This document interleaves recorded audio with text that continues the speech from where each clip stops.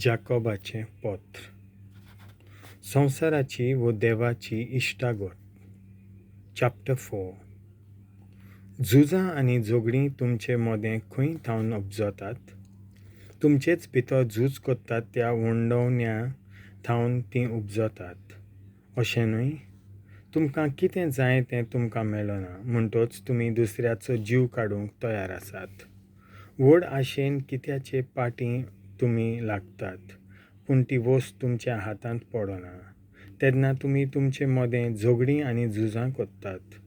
तुमकां जाय तें तुमकां मेळना कित्याक तुमी तें देवा लागीं मागिनात. तुमी गिरेस्काय मागतात आनी देव ती तुमकां दिना कित्याक वायटव्या मोनान तुमी मागतात. म्हणजे तुमच्यो वंडोवण्यो बागोवन ती गिरेस्काय ओगडावंक तुमचें मोन आसा. तुमी देवाक अविस्वाशी. ह्या संवसाराची इश्टागत देवाची दुस्मान काय म्हूण नकलोत तुमी. कित्याक खरेंच जीं कोण ह्या संवसाराची इश्टागत जोडटात तीं देवाचीं दुस्मानां जातात. देवान आमचे भितर ठिकाण करूंक आपलो आत्मो घाल्ला तो आमच्या मोगाक पेरमाशेन ओत्रेकता. अशें पवित्र पुस्तक सांगता तें बेश्टेंच दिसता तुमकां. तरी तो अदीक उदारपणान आपली दयाळाय आमकां भोगूंक दिता.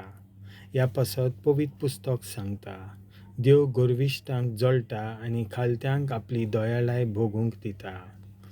अशें तर देवाक खालतीं जायात.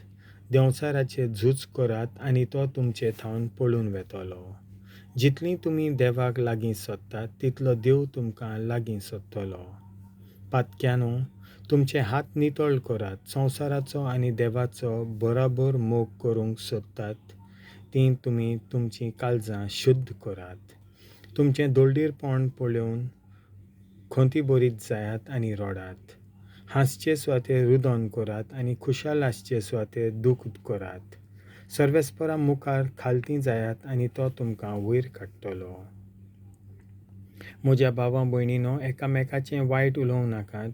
जीं कोण आपल्या भावाचें वो भयणीचें वायट उलयतात वो तांची नीत कोत्तात, तीं समूतीचेर आड उलयतात आनी तिची नीत कोत्तात.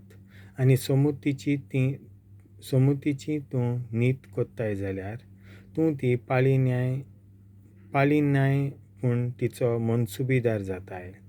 देव एकलोच समूत दातार आनी तो एकलोच मनसुबीदार. ताका एकल्याकूच तारण दिवंक आनी नास करूंक तांक आसा. पूण तुज्या पेल्याची नीत करूंक तूं कोण? बडाई दाखयतल्यांक शिडकावनी.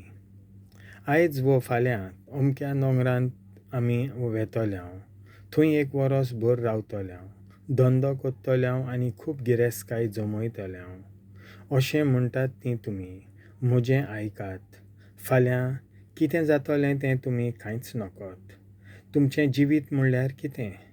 तें दोआ सारकें. थोडो वेळ तो दिश्टी पडटा आनी उपरांत नाच जाता.